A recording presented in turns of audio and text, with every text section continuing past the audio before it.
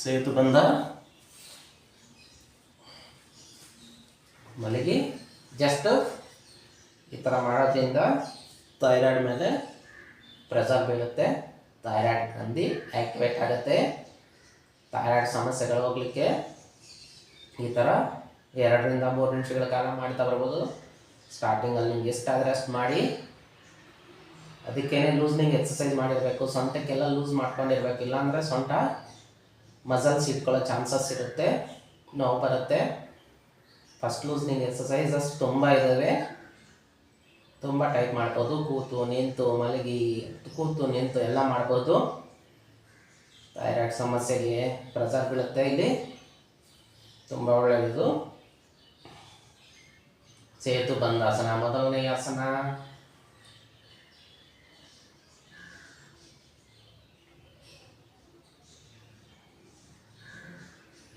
ಇನ್ನೊಂದು ಮತ್ಸ್ಯಾಸನ. ಮತ್ಸ್ಯಾಸನ 2 ಕಾಲು ಚಾಚಿರಬೇಕು,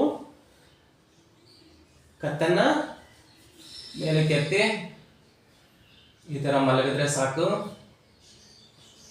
ಇದು ಥೈರಾಯ್ಡ್ಗೆ ತುಂಬ ಒಳ್ಳೆಯದು.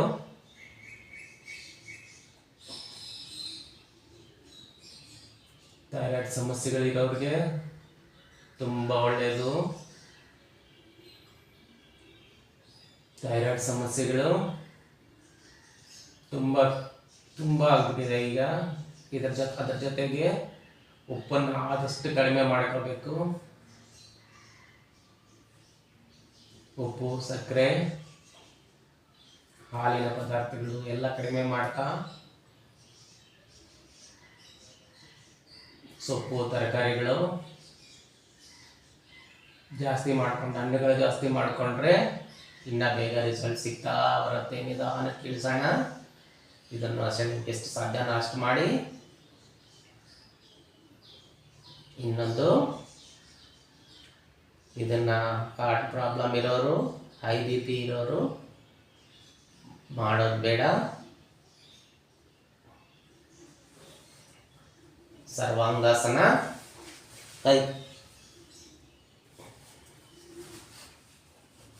ಕವಲನ್ನು ಮೇಲೆ ಕೆತ್ತಿ, ಇದನ್ನು ಅಷ್ಟೇ ಕತ್ತ ಮೇಲೆ ಪ್ರೆಷರ್ ಬೀಳುತ್ತೆ. ಹಾರ್ಟ್ ಪ್ರಾಬ್ಲಮ್ ಇರೋರು ಮತ್ತು ಇದಿರೋರು ಮಾಡೋದು ಬೇಡ.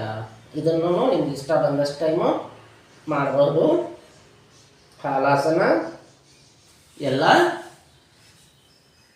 ನಮಗೆ ಥೈರಾಯ್ಡ್ ಸಮಸ್ಯೆಗೆ ಇಷ್ಟು ಆಸನಗಳು 2 ನಿಮಿಷ, 3 ನಿಮಿಷ, 10 ನಿಮಿಷ ಮಾಡಿದ್ರು ಕೂಡ ಎಷ್ಟೋ ಬೆನಿಫಿಟ್ ಸಿಗ್ತಾ ಬರುತ್ತೆ. ಥೈರಾಯ್ಡ್ ಸಮಸ್ಯೆಗೆ ಪರಿಹಾರ ಸಿಗುತ್ತೆ.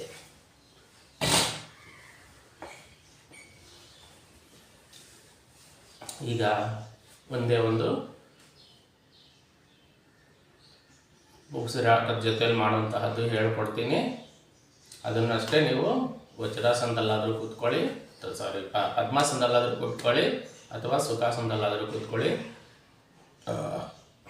ಉಸಿರನ್ನು ಸೌಂಡ್ ಮಾಡ್ತಾ, ಕಂಟ್ಲಿಂದ ಸೌಂಡ್ ಮಾಡ್ತಾ ತಗೋಬೇಕು.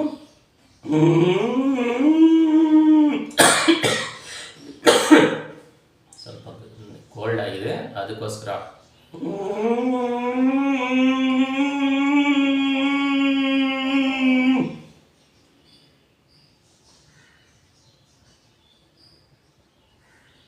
ಉಸಿರು ಹಾಕಬೇಕಾದ್ರೆ ಎಡಗಡೆಯಲ್ಲಿ ಉಸಿರು ಹಾಕಿ ಉಸಿರು ತಗೊಳ್ತೀರಾ, ಸೌಂಡ್ ಮಾಡ್ತಾ ನೋಡಿ ಹೆಂಗೆ.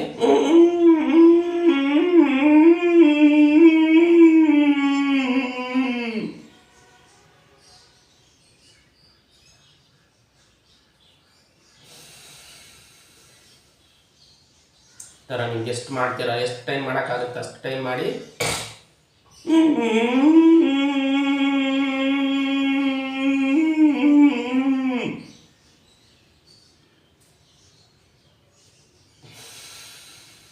ನಾನು ಟೈಮ್ ಉಳಿಸೋದಕ್ಕೋಸ್ಕರ 3-4 ಟೈಮ್ಸ್ ಮಾತ್ರ ಮಾಡ್ತಾಯಿದ್ದೀನಿ. ನೀವು 10 ಸರಿ ಬೇಕಾದ್ರೆ ಮಾಡಿ. ಗಂಟಲಲ್ಲಿ ಇದಾಗಿ ಥೈರಾಯ್ಡ್ ಗ್ಲ್ಯಾಂಡ್ಸ್ ಆ್ಯಕ್ಟಿವೇಟ್ ಆಗುತ್ತೆ. ಈಗ ಮಾಡೋಣ. ಸ್ವಲ್ಪ ಪ್ರಾಣಾಯಾಮ ಮಾಡಿಬಿಟ್ಟು ಮುದ್ರೆಗಳನ್ನು ಹೇಳ್ಕೊಡ್ತೀನಿ. ಇದು ಧ್ಯಾನಕ್ಕೂ ಕೂಡ ತುಂಬ ಚೆನ್ನಾಗಿ ಯೂಸ್ ಆಗುವಂತಹ ಪ್ರಾಣಾಯಾಮಗಳು. ಫಸ್ಟ್ ಮಾಡೋಣ ಸ್ವಲ್ಪ ಕಪಾಲಭಾತಿ. ಇದನ್ನು ಹಾರ್ಟ್ ಪ್ರಾಬ್ಲಮ್, BP ಇರೋರು ಈ ನಡುವೆ ಒಂದು 2-3 ತಿಂಗಳಲ್ಲಿ 5 ತಿಂಗಳು 6 ತಿಂಗಳೊಳಗಡೆ ಸರ್ಜರಿ ಆಗಿರೋರು, ಹಾರ್ಟ್ ಸರ್ಜರಿ ಆಗಿರೋರು ಮಾಡಲಿಕ್ಕೆ ಹೋಗಬೇಡಿ. 1 ವರ್ಷಕ್ಕೆ ಮುಂಚೆ ಹಾರ್ಟ್ ಸರ್ಜರಿ ಮಾಡಿದ್ದೀವಿ ಚೆನ್ನಾಗಿದೆ ಅನ್ನೋರು ನಿಧಾನಕ್ಕೆ 1 ನಿಮಿಷಕ್ಕೆ 2-3 ಬಾರಿ 5 ಸೆಕೆಂಡ್ 4-5 ಸೆಕೆಂಡಿಗೆ ಒಂದೊಂದು ಬಾರಿ ಮಾಡ್ತಾ ಬನ್ನಿ. ಏನು ಪ್ರಾಬ್ಲಮ್ ಇಲ್ಲ ಅನ್ನೋರು ಮಾಡ್ತಾ ಹೋಗಿ. ಉಸಿರು ಹೊರಗೆ ಹಾಕಬೇಕು, ಹೊಟ್ಟೆನ ಒಳಗೆ ಕೆಳಬೇಕು. ಉಸಿರು ತಗೊಳ್ಳೋದ್ರ ಕಡೆ ಗಮನ ಬೇಡ.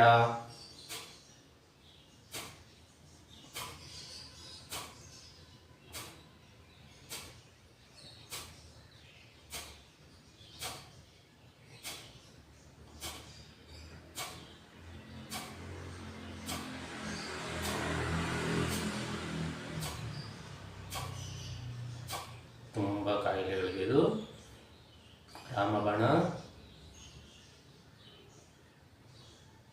ಕ್ಯಾನ್ಸರ್ನ ಕೂಡ ಕ್ಯೂರ್ ಮಾಡೋಂಥ ಕೆಪಾಸಿಟಿ. ಸೂರ್ಯ ನಮಸ್ಕಾರಗಳು ಮತ್ತು ನಮ್ಮ ಕಪಾಲಭಾತಿಗೆ ಇದೆ. ಕಪಾಲಭಾತಿ ಒಂದು ಕ್ರಿಯೆ, ಇದು ಸೆಟ್ ಕ್ರಿಯೆಗಳಲ್ಲಿ ಒಂದು ಕ್ರಿಯೆ.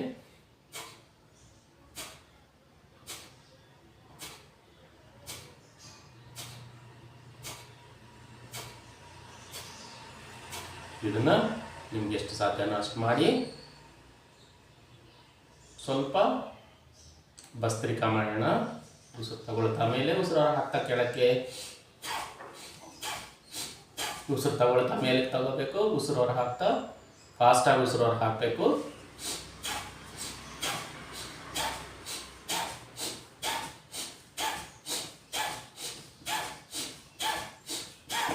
ಅದು ನಿಮಗೆ ಎಷ್ಟು ಸಾಧ್ಯನೋ ಅಷ್ಟು ಮಾಡಿ. ಸ್ವಲ್ಪ ಅನುಲೋಮ ವಿಲೋಮ ಮಾಡೋಣ. ಇದು ಧ್ಯಾನ ಕುದುರಲಿಕ್ಕೆ ಕೂಡ ತುಂಬ ಅನುಕೂಲ ಆಗುತ್ತೆ. ಧ್ಯಾನಕ್ಕೆ ಪ್ರಿಪರೇಷನ್ ನಾನು ಹೇಳ್ದಂಗೆ ಮಾಡಿದರೆ ನೀವು ಧ್ಯಾನ ಕೂಡ, ಮೊನ್ನೆ ಧ್ಯಾನದ ವಿಡಿಯೋ ಮಾಡಿದೆ, ಅದರಲ್ಲಿ ಸೌಂಡ್ ಸರಿಯಾಗಿ ಬರಲಿಲ್ಲ, ಅದಕ್ಕಾಗಿ ಇದನ್ನು ಮತ್ತೆ ಮಾಡ್ತಾ ಇದ್ದೀನಿ. ಧ್ಯಾನ ಇದ್ರ ಮುದ್ರೆ ಹಾಕ್ಕೊಳ್ಳಿ, ಧ್ಯಾನ ಮುದ್ರೆ ಹಾಕ್ಕೊಳ್ಳೋಣ. ಅನುಲೋಮ ವಿಲೋಮ ಸ್ವಲ್ಪ ಮಾಡೋಣ.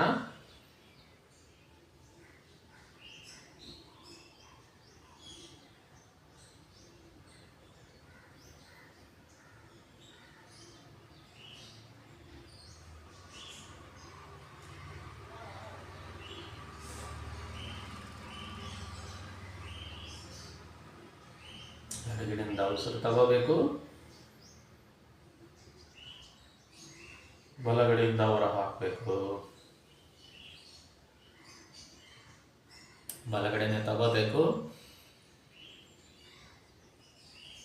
ಎಡಗಡೆ ಹೊರ ಹಾಕಬೇಕು. ವಿಷ್ಣು ಮುದ್ರೆ ಹಾಕಬೇಕು. ಅದಕ್ಕಾಗಿ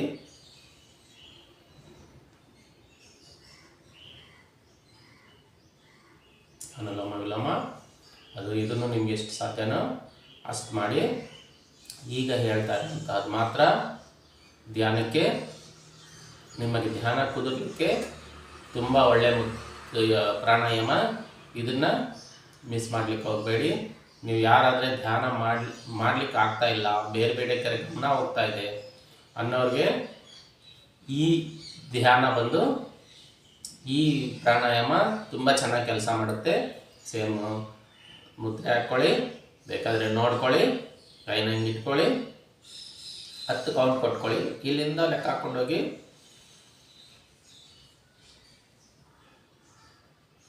ಉಸಿರು ತಗೊಳ್ತಾ ಉಸಿರು ಹೊರ ಹಾಕಬೇಕು.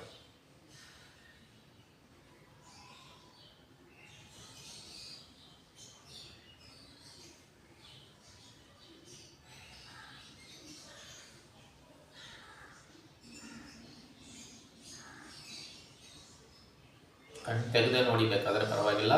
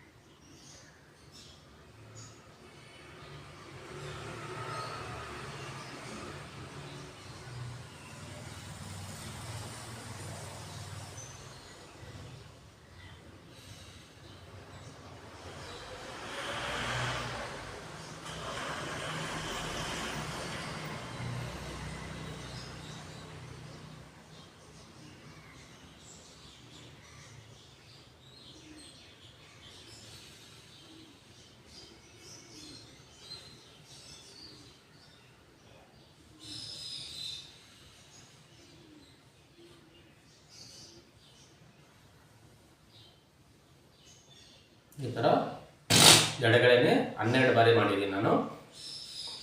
ಉಸಿರು ತಗೋಬೇಕು, ಉಸಿರು ಹೊರಹಾಕ್ತಾ ಇರಬೇಕು. ಈಗ ಮಾಡೋಣ ಬಲಗಡೆ ಸೇಮ್ ಅದೇ ಥರ ಕೌಂಟ್ ಮಾಡ್ಕೊಳ್ಳಿ. ವಿಷ್ಣು ಮುದ್ರೆಯಲ್ಲಿ ಆಗಲಿ ಬಲಗಡೆನೇ ಉಸಿರು ತಗೋಬೇಕು, ಬಲಗಡೆನೇ ಉಸಿರು ಹೊರ ಹಾಕಬೇಕು.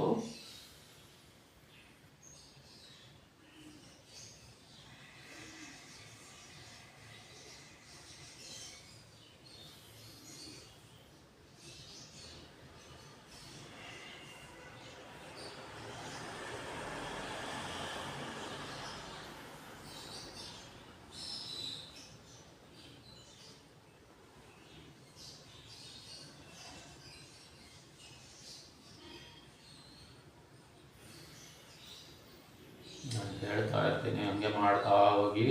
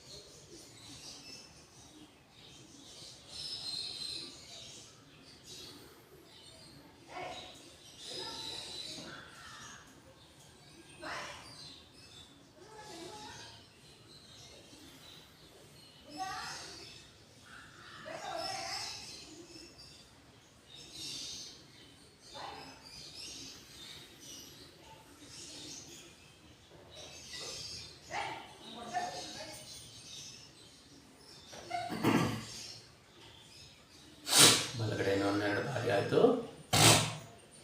ಈ ಕಡೆ 12 ಬಾರಿ ಮಾಡಿದ್ದೀನಿ, ಬಲಗಡೆ 12 ಬಾರಿ ಮಾಡಿದ್ದೀನಿ. ಮತ್ತೆ ಈಗ ಎಡಗಡೆ 12 ಬಾರಿ ಮಾಡ್ತೀನಿ. ಈ ಥರ 3 ಸರಿ, ಅಂದರೆ ಎಡಗಡೆ 3 ಸರಿ ತಗೊಂಡು ಬರಬೇಕು. 12 12 36 36, ಈ ಕಡೆ 36 ಮಾಡಬೇಕಾಗುತ್ತೆ. ಆದರೆ ಆಲ್ಟರ್ನೇಟ್ ಮಾಡಬೇಕು, ಒಂದೇ ಸರಿ ಒಂದೇ ಕಡೆ ಮಾಡೋದು ಬೇಡ. ಮಾಡ್ತಾ ಇರೋಣ.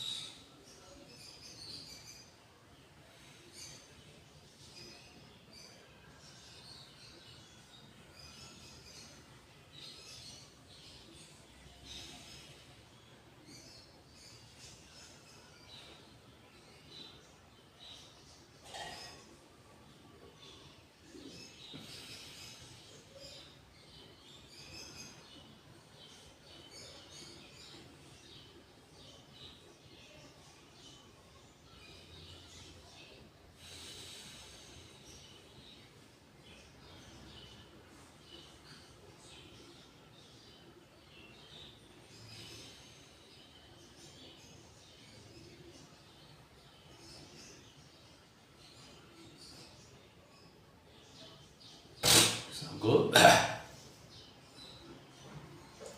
ಈಗ ಮಾಡೋಣ ಮತ್ತು ಬಲಗಡೆ ಎಡಗಡೆ 2 ಸರಿ ಆಯಿತು. ಬಲಗಡೆ 2ನೇ ಸರಿ ಮಾಡ್ತಾ ಇರೋಣ. ಈಗ 12 ಬಾರಿ ಮಾಡೋಣ ಬಲಗಡೆನೂ. ನಿದ್ದೆ ಯಾರಿಗೆ ಸರಿಯಾಗಿ ಬರ್ತಾ ಇಲ್ಲ ಅವರಿಗೆ ರಾತ್ರಿಯಿಂದನೇ ಚೆಕ್ ಮಾಡ್ಕೊಳ್ಳಿ, ಒಳ್ಳೆ ನಿದ್ದೆ ಬರುತ್ತೆ.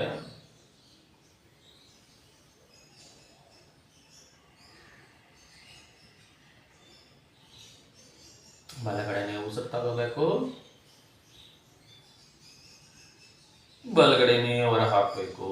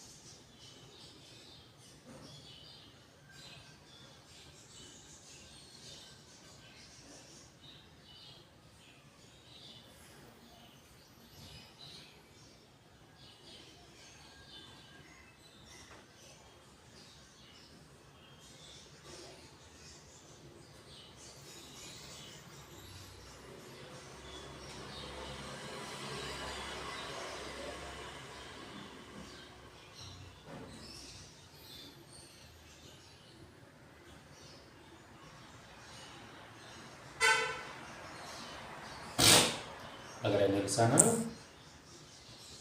ಲಾಸ್ಟು ಎಡಗಡೆ ಒಂದು ಸರಿ, ಎಡಗಡೆ 12 ಸರಿ ಮತ್ತು ಬಲಗಡೆ 12 ಸರಿ ಮಾಡಿಬಿಡೋಣ.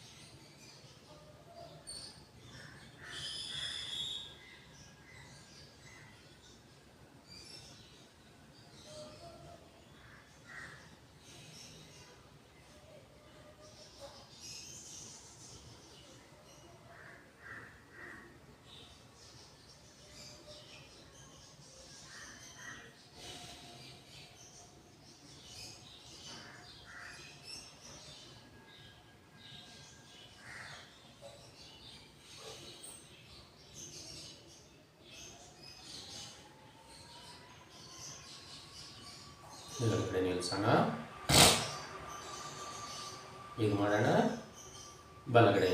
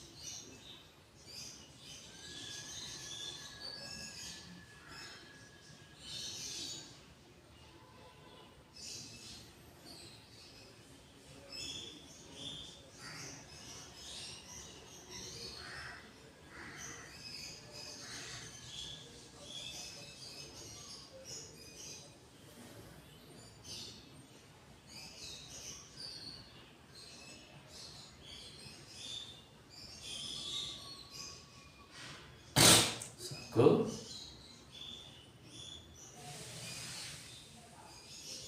ಈಗ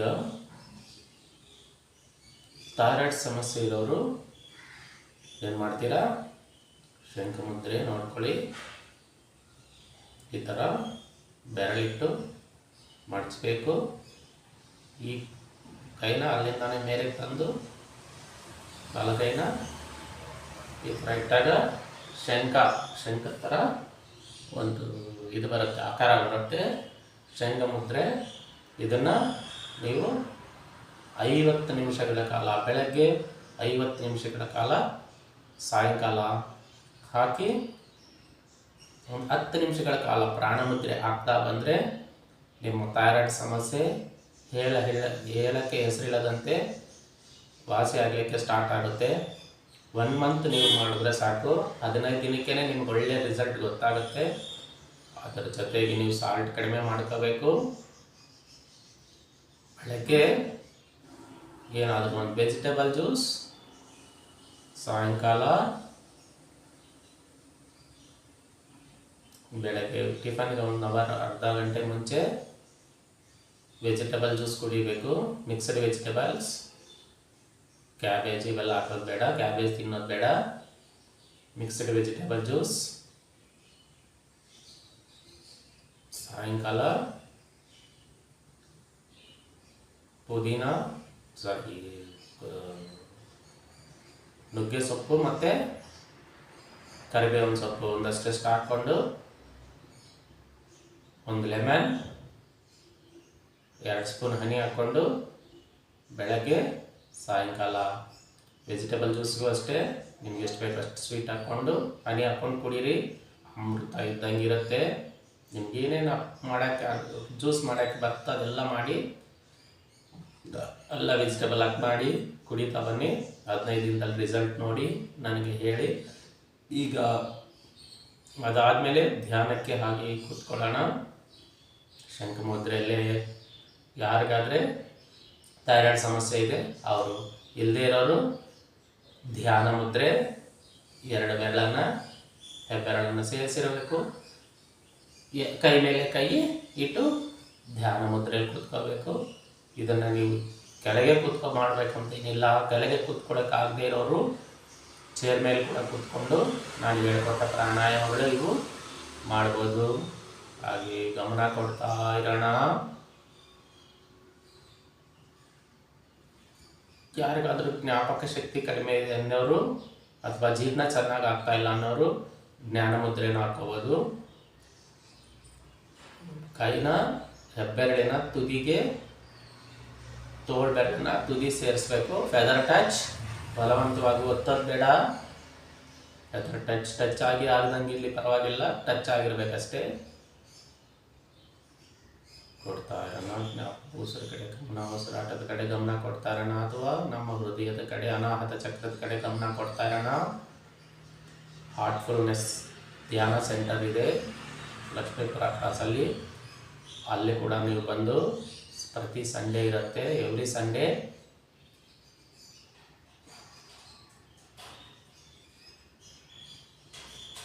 ಚಳಿಗಾಲದಲ್ಲಿ 9 ರಿಂದ 9:30ವರೆಗೆ ಇರುತ್ತೆ. ಅಲ್ಲೇ ಟಿಫನ್ನು ಇರುತ್ತೆ. ಬಿಸಿಲು ಕಾಲದಲ್ಲಿ 7:30ರಿಂದ 8:30ವರೆಗೂ ಧ್ಯಾನ ಇರುತ್ತೆ.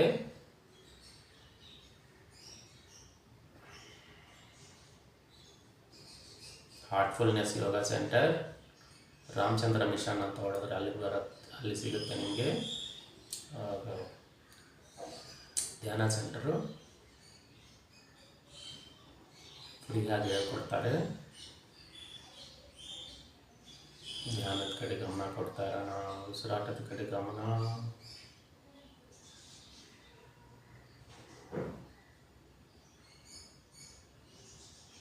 ಮುಕ್ತಲ್ಲಿ ಬಂದಾಗ ಸರಿಯಾಗಿ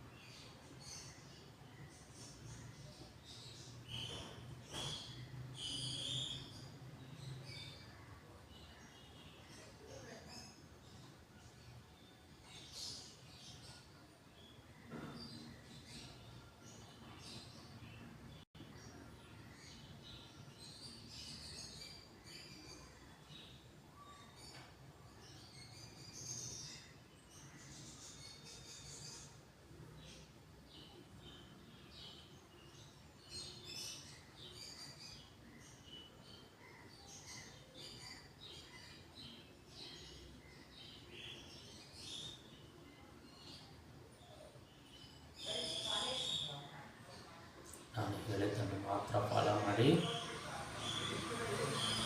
ಬೇರೆ ಕಡೆ ಗಮನ ಬೇಡ, ನೀವು ಕೊಟ್ಟು ಹೋಗಲ್ಲ. ಹೃದಯದ ಕಡೆ, ಅನಾಹತ ಚಕ್ರದ ಕಡೆ ಅಥವಾ ಉಸಿರಾಟದ ಕಡೆ ಗಮನ ಕೊಡಿ. ಕೆಳಗಡೆ ಕೂತ್ಕೊಳ್ಳೋಕ್ಕಾಗದೇ ಇರೋರು ಚೇರ್ ಮೇಲೆ ಕೂತ್ಕೊಳ್ಳಿ. ಬೆನ್ನು ನೇರ ಕೂತ್ಕೊಂಡಾಗ ತುಂಬ ಬೆನಿಫಿಟ್ ಸಿಗುತ್ತೆ.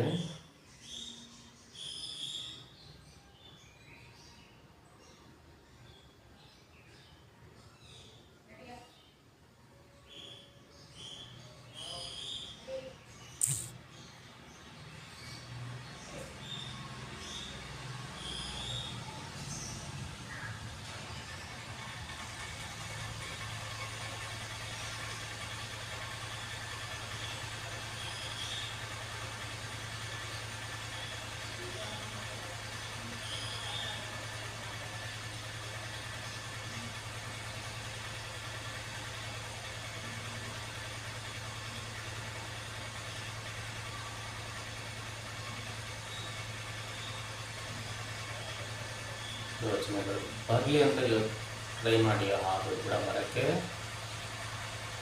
ಕಷ್ಟ ಆಗ್ತಾ ಇರುತ್ತೆ. ಇಷ್ಟು ದಿನ ನಿಮಗೆ ಯೋಚನೆಗಳು ಬಂದು ಹೋಗ್ತಾ ಇತ್ತು, ಈಗ ಯೋಚನೆಗಳು ಅಂದರೂ ಕೂಡ ಬರ್ತಾ ಇರಲ್ಲ.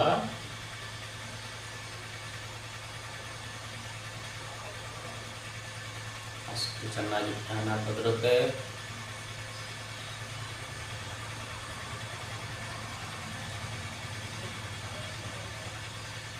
ಎಲ್ಲ ರಾತ್ರಿಗೆ ಒಳ್ಳೆ ನಿದ್ದೆ ಬರಲಿಕ್ಕೆ ಕೂಡ ಇದು ಅನುಕೂಲ ಆಗುತ್ತೆ. ಬೆಳಗ್ಗೆ ಸಾಯಂಕಾಲ 2 ಟೈಮ್ ಮಾಡಿ ನೋಡಿ.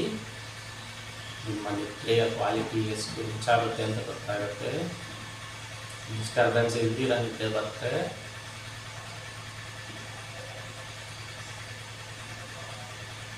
ನಿದ್ರಾಹೀನತೆಯಿಂದ ತಪ್ಪಿಸ್ಕೊಳ್ಳಿಕ್ಕೆ ಕೂಡ ಇದು ಮತ್ತು ಧ್ಯಾನ ಮೆಡಿಟೇಷನ್ಗೂ ತುಂಬ ಅನುಕೂಲ ಮಾಡಿಕೊಡುತ್ತೆ.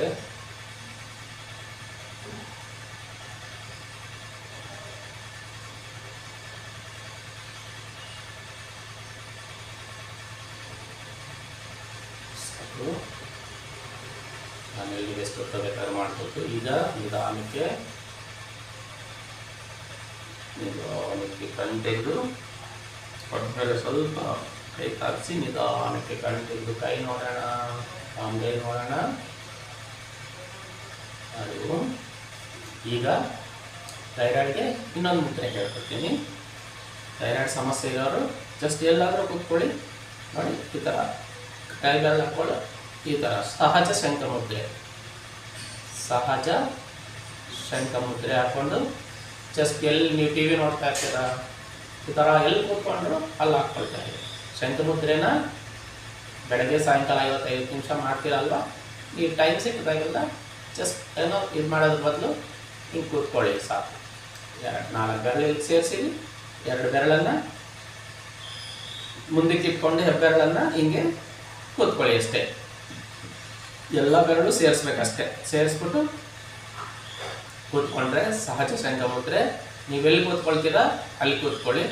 ಆದರೆ ಶಂಖ ಮುದ್ರೆ ಆದಮೇಲೆ ಮಾತ್ರ ಬೆಳಗ್ಗೆ ಸಾಯಂಕಾಲ ಹೇಳಿದ್ದೀನಲ್ಲ 55 ನಿಮಿಷ, ಅದಾದಮೇಲೆ ಜಸ್ಟ್ 2 ಪ್ರಾಣ ಮುದ್ರೆ. ಇದು ವಿಟಮಿನ್ಗಳ ಕೊರತೆಯನ್ನು ನೀಗಿಸುತ್ತೆ. ಏನೇ ವಿಟಮಿನ್ಗಳ ತೊಂದರೆ ಇದ್ದರೂ ಕೂಡ ನಿಮಗೆ ಬೆನಿಫಿಟ್ ಸಿಗುತ್ತೆ. ಮತ್ತು ಯೋಗ ಪ್ರಾಣಾಯಾಮ ಮಾಡಿರೋ ಬೆನಿಫಿಟ್ ಪೂರ್ತಿ ಸಿಗಬೇಕು ಅಂದರೆ ಪ್ರಾಣ ಮುದ್ರೆ ಹಾಕಬೇಕು. ಪ್ರಾಣ ಮುದ್ರೆ ಹಾಕ್ಕೊಂಡು ಒಂದು 10 ನಿಮಿಷಗಳ ಕಾಲ, ನಿಮ್ಗೆ ಟೈಮ್ ಸಿಕ್ಕಿದ್ರೆ 10 ನಿಮಿಷ ಇಲ್ಲ 5 ನಿಮಿಷ ಆದರೂ ಪರವಾಗಿಲ್ಲ, ಒಂದು 10 ನಿಮಿಷಗಳಿಗೆ ಟ್ರೈ ಮಾಡಿ ಮಾಡ್ತಾ ಬನ್ನಿ. ವಿಡಿಯೋ ನಿಮ್ಗೆ ಇಷ್ಟ ಆದರೆ ಎಲ್ರಿಗೂ ಶೇರ್ ಮಾಡಿ.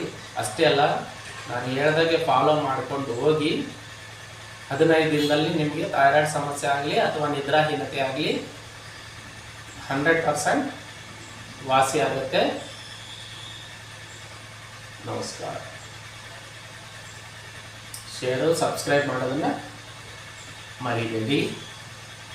ನೀವು ಎಷ್ಟು ಮೆಸೇಜ್ ಮಾಡ್ತೀರ ಅಷ್ಟು ಇನ್ನೊಬ್ಬರಿಗೆ ಹೆಲ್ಪ್ ಆಗುತ್ತೆ.